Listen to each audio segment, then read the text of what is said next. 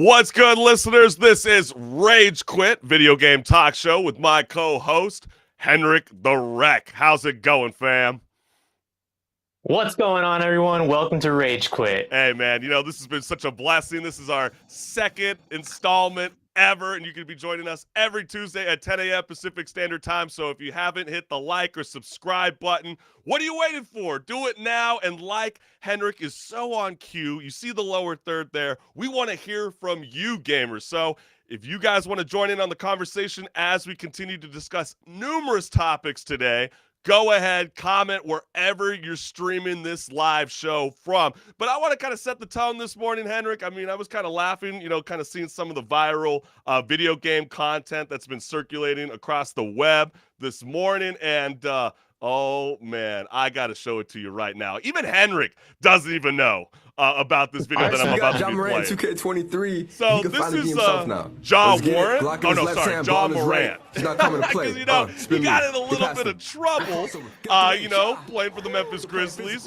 going to a nightclub, flashing a little 22 pistol. So now you got mods out there. We can literally play as John Morant, a.k.a. John Warren, with the gun in his hand, and just balling the hell out. So what do you think his ranking stand-up? Do you think it increases HenricK? You know what? I wouldn't be surprised if that does increase his ranking, just because, I mean, the memes are all everyone's talking about nowadays. So, I mean, this kid, oh my gosh, I mean, he is such a freaking superstar, and I know he's only 23 years old. I hope he figures it out. He's gonna have a lot of people in his place, but we don't want to deem this as him, but I gotta kind of keep this 2K theme going, HenricK, because I don't know why there's a lot of NBA 2K23 content that's been circulating all this morning, and I don't know if you've ever gone through one of these experiences, HenricK, but let me showcase it to you. Where this is from YouTuber It's Princeton. Shots. No risky shots.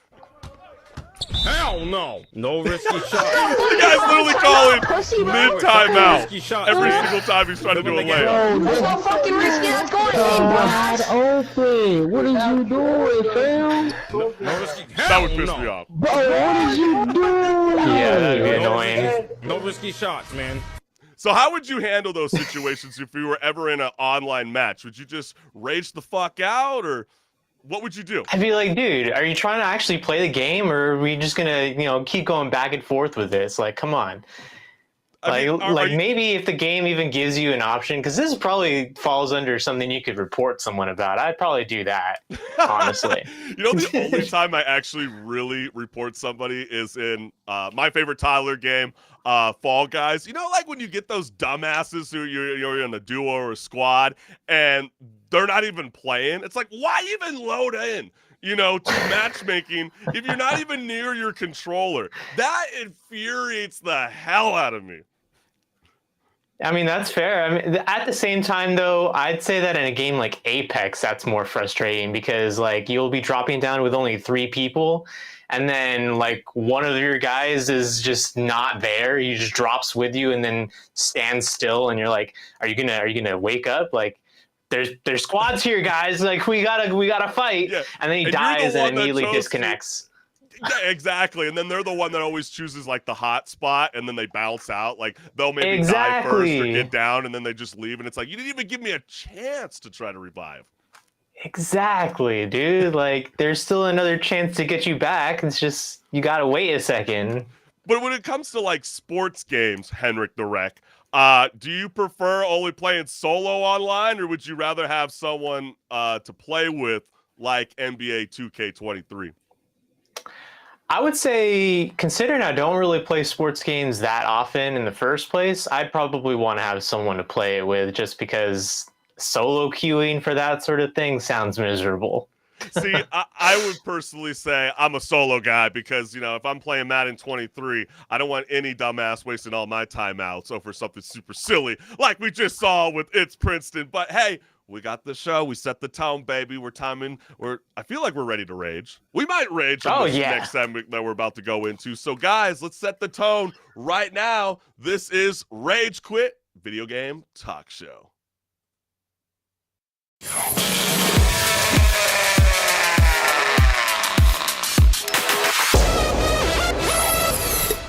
everyone, this is Pause or Repeat. Here, we figure out whether a game is really worth your time and money. Today's game is Metroid Prime Remastered. Really? A remaster? Now hold on, this game is definitely notable. Not only was it a first for the Metroid series to go 3D, but the original is also the highest rated Metroid game on Metacritic, so it's got some big shoes to fill. The original's control scheme, when looking back, is very clunky. This is because the controls were designed around the GameCube controller. The remaster, however, includes more modern controls to keep up to date with what the Nintendo Switch has to offer. That is on top of them giving a full update to the game's graphics while being faithful to the original style. Now let's talk about the gameplay. This game is all about puzzles and unlocking pathways to more upgrades. As a result, there is a lot of backtracking to previously visited places after getting a power-up that allows you to progress. While that may be a downside for some, the combat and puzzles in between all the backtracking keeps the player engaged throughout the story. Speaking of the story, let's talk about that. The story follows Samus Aran, the series protagonist, as she responds to a distress call on a space frigate. It is there that she encounters her bitter enemies, the space pirates, and follows their leader, Ridley, down to the planet below. From there, you spend the rest of the story chasing after Ridley and uncovering the secrets of the planet that were once hidden away. While the game came out a long time ago and remasters can seem like simple cash grabs, this one seems to have had some passion behind its development. The series has had a big resurgence following the previously released Metroid Dread from 2021, which went on to be the best-selling Metroid game to date. But now the question stands: pause or repeat? Yeah, so I've been so hyped for this game. This is definitely a repeat for me. This game, when it originally first came out, man, that was a game that I played through backwards and forwards and, did everything I could, because it was such a game where you could just sit down, immerse yourself, get lost on the planet, maybe die to some enemies that freaked you out because it's all aliens everywhere. Definitely, I would say this is a repeat, and it's so exciting that Metroid is finally getting the attention that it deserves, because that series has been so neglected by Nintendo for so long, and it really deserves better. But I don't know, I'm curious about what do you think, Chris, about HenricK this the game? Wreck, you're talking about attention? You're talking about backwards and forwards? I mean, my God, when I was playing that game on the GameCube, I hated it. I thought that was one of the worst games. I don't really care if it even had a high score on Metacritic. I mean, that was probably one of the most frustrating games. The stupid-ass puzzles you got to deal with. I mean, yeah, they re-enhanced the graphics, but if you are a gamer who wants to see another adaptation, why the hell do we need another remastered version of this GameCube game, HenricK the Wreck? I don't know, Chris. It sounds like a skill issue to me. Oh, okay. You're lucky this doesn't have a multiplayer feature. You're smoking, but you're smoking something, because this game is definitely a banger. Like, well, hey, I don't might be smoking a little bit of something, you but are, nothing you too are crazy. Off your rocker to say that it's not a banger. No. I'm gonna definitely say this is a pause. This is definitely not a repeat, in my opinion, HenricK the Wreck. Only because they need to move on from living in the past. I mean, clearly Nintendo doesn't have any kind of creative process going forward with anything. I mean, the only thing that they can hype themselves up with is Zelda, it seems like nowadays. That's fair. I mean, Zelda is the game that everyone really looks forward to when it comes out, because they take so long to come out with one. But I will say, you kind of can't put Nintendo down for having bad quality games, because they really do make sure the games come out right the first time, a lot of the times. Compare that to, I don't know, some other games that came out this year, like Callisto Protocol, broken on launch. Oh, you definitely got a grudge over that video game, that's for sure. But it was so disappointing, dude. But we definitely want to hear from you, the gamers. I mean, this is pause or repeat. Clearly, I'm gonna say pause. This is something that you might play once and you'll never play it again. But it sounds like HenricK the Wreck, you're saying repeat, right? 100% repeat.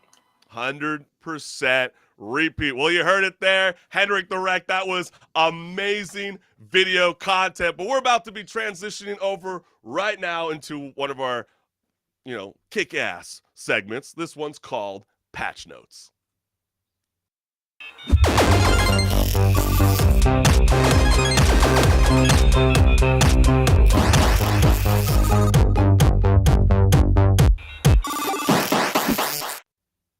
What's good, listeners? Welcome to Patch Notes, where my co-host, HenricK the Wreck, and I discuss gaming news, industry talk, and so much more. So let's get it.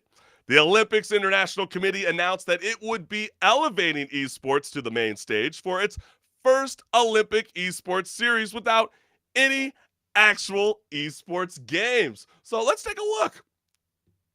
The Olympics will now be played on a Nintendo Wii. That's right. There's no Mortal Kombat, there's no Counter-Strike, there's no League of Legends, there's nothing. It's Wii Sports.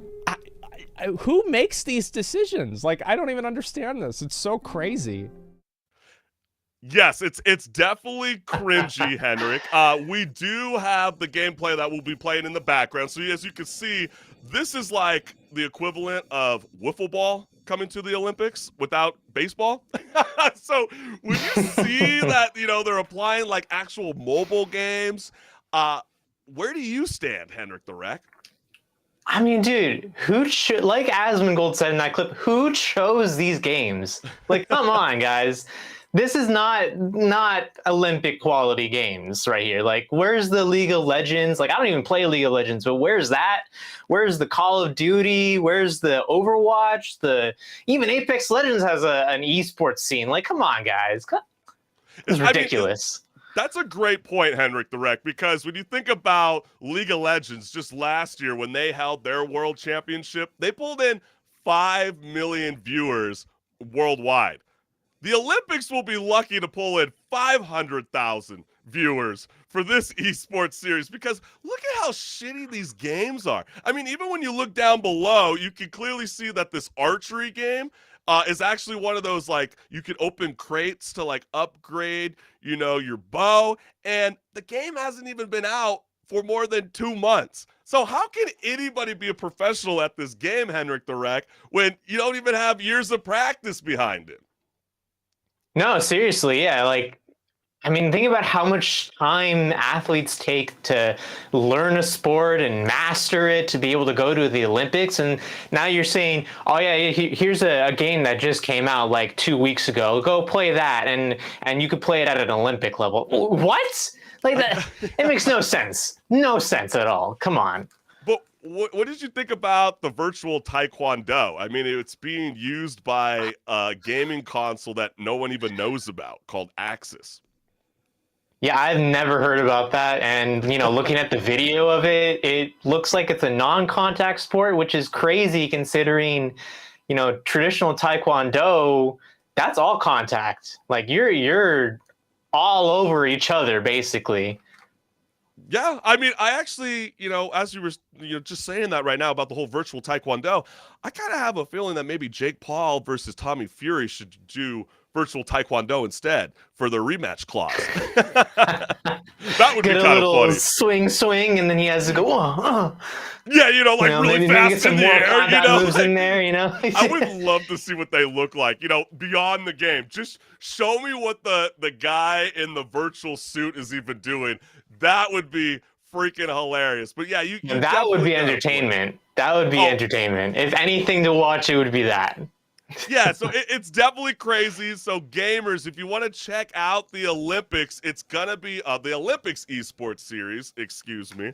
It's going to be happening on June 22nd to June 25th, and qualifiers are happening now. So, I mean, like we told you, this mobile game has only been out for like 2 months, so you might master the arts of that video game. So, talk to me, HenricK. What's going on in the world of gaming?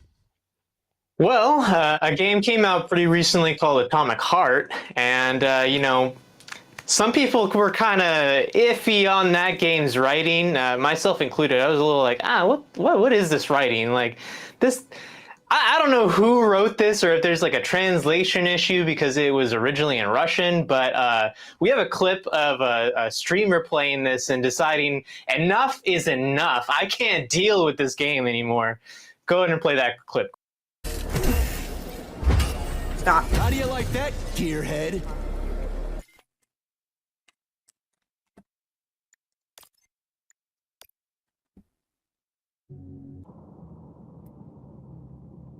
That's it. Gearhead is the fucking deal breaker. That was actually the last fucking straw. I'm not even kidding.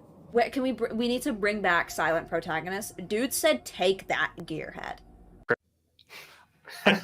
Should we be hesitant, HenricK the Wreck, to even be playing that clip? I mean, I try to look up, a very trustworthy source, Urban Dictionary, to see even what the hell gearhead meant. It was like, I didn't know if it was like a derogatory term or something like that.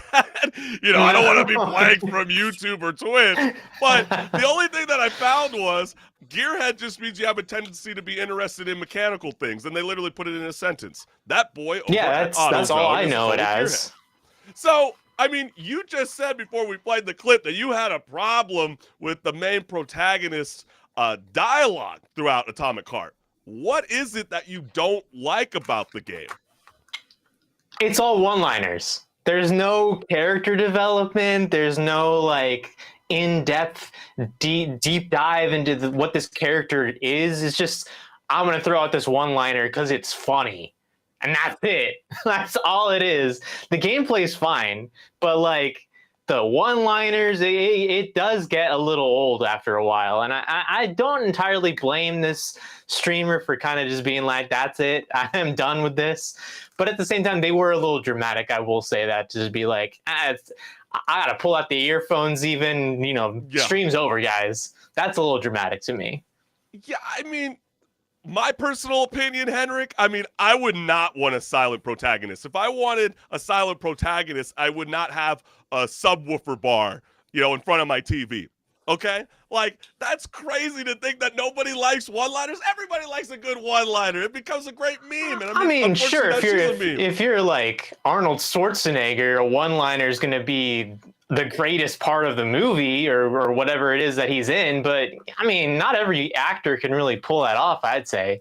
Well, if it bleeds, we can kill it, HenricK. But I know you got something that you wanted to talk about. This is a little bit more industry talk, correct? Yeah. Speaking of just like games that are coming out and all that, a lot of them have been kind of not really perfected when they come out, and they're always like waiting for a patch that comes out later. We kind of have this discussion going around the gaming community a little bit, like, should games be delayed? Should they be delayed more often, even, to the point where it's like, we're just going to wait until the game is more finished before we actually release it. But it's always this kind of like monetary issue, because the companies obviously want to get the games out as soon as possible to make sure that the people can actually buy the game. But who actually wins if the game isn't good and people aren't buying it because of that? What are your thoughts, Chris? No, that's a good point, HenricK the Wreck. And the reason why we're bringing this up is there's a lot of game developers who are seeing the massive potential that Unreal Engine 5 brings to the video game world. And so there's developers like Telltale Games who has pushed back again their anticipated sequel to The Wolf Among Us. And so during this event that they hold in Las Vegas every year, and I actually have a little clip that I'll show, well, a photo for everybody. There's a thing called the DICE Summit. It's held, usually around the month of February. And the theme that was brought up numerous times, HenricK the Wreck, is that they want to bring more player interaction and AI technology into the mix. And the reason why they want to bring AI into the mix is they feel like this will speed up the process to bring your favorite video games into the world, because not everybody is a programmer, not everybody's a writer, not everybody's a composer or an artist. My thing, HenricK, and I'm going to throw it back to you, is it always seems like everybody's freaking out about AI, taking over our 9-to-5 jobs at like a Mickey D's when who the hell wants to work at fast food? But do you think this is a good idea for the video game industry to take on AI? I mean, it definitely there's benefits you can get from it, like the fact that you can speed up development on certain things. But the thing that I would be worried about, and I think that even the people thinking about this should be worried about, is the quality of things. Because how are you going to trust an AI to be 100% perfect and doing something that at a certain level of quality that you expect out of a person?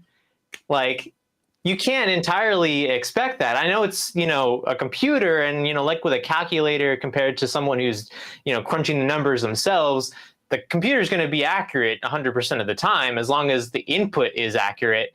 But that's the thing. Yeah, AI that's what's perfect. Oh, sorry, I didn't mean to cut you off, HenricK. That's what's freaking out people, especially when it came to, remember all the AI art, there was that app that was like turning all your like photos into like, Picasso paintings and etc. And I guess that's where people are coming from. It's like, doesn't it have to take from an original source? So wouldn't this be a problem with copyright and plagiarism in the future?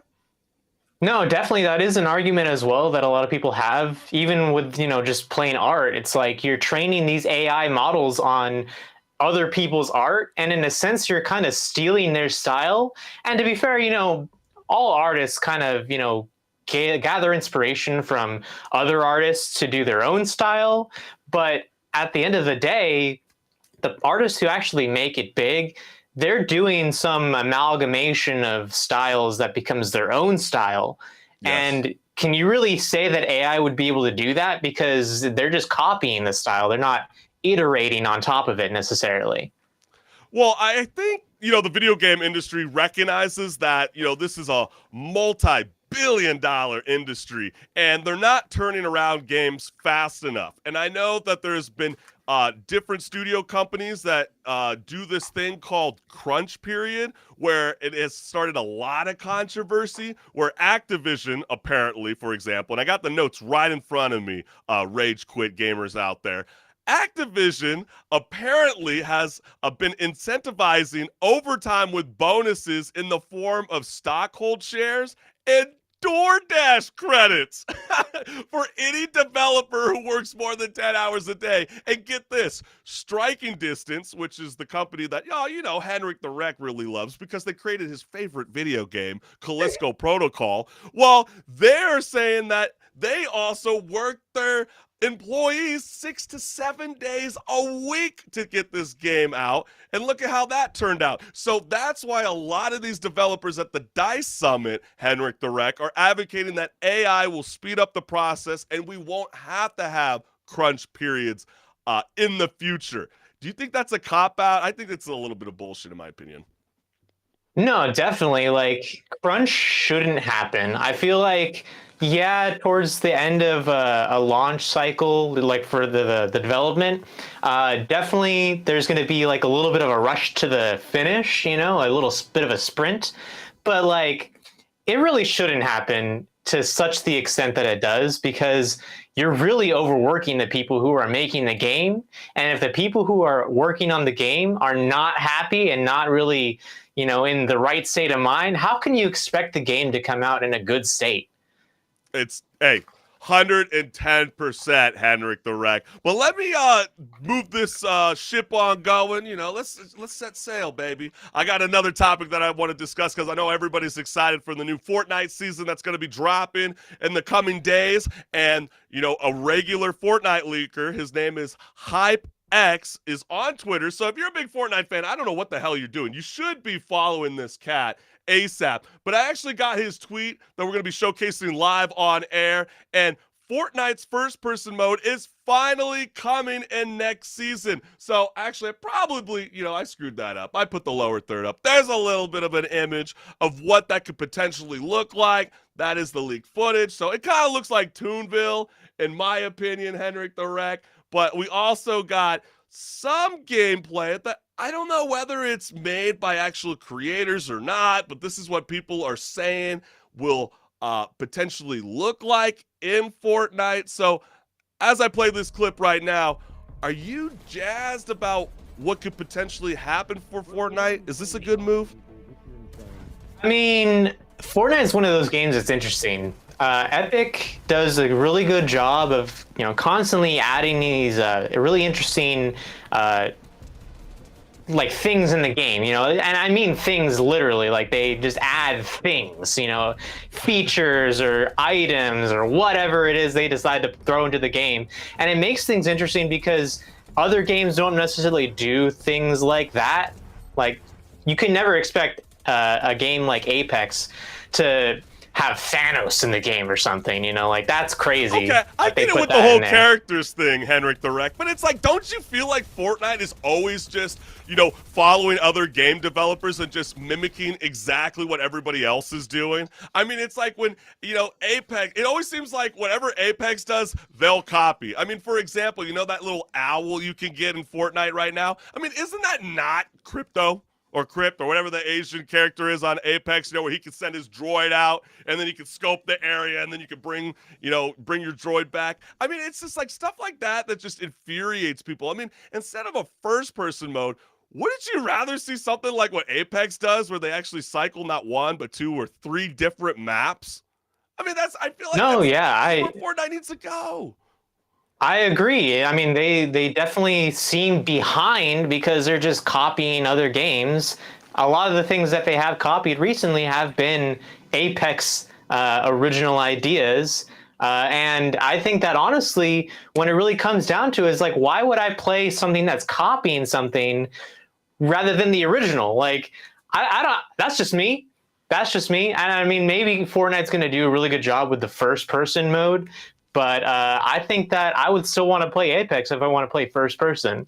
Yeah, and I laugh about this, HenricK the Wreck, because I always laugh at all the dumbasses who are wasting all their dinero on character cosmetics and Apex. Well, guess what? What happens if the first-person mode becomes your new favorite addition? You're never even going to see the outfit that you paid for. I mean, how stupid. I mean, Fortnite is going to be loving this, They're going to be sucking in your money. It's totally insane, and all I know is that Season 2 of Fortnite's latest chapter is already going to be featuring Attack on Titan anime into their battle pass in this coming season. Supposedly today and tomorrow is supposed to be the last day, so no one really has a launch date because usually Fortnite's on top of it, but clearly that is not the case. But we want to have some fun to kind of wrap up this show, and I know everybody, I don't know, I've never actually personally gone through one of these, HenricK the Wreck, but I'd love to. I've heard about them.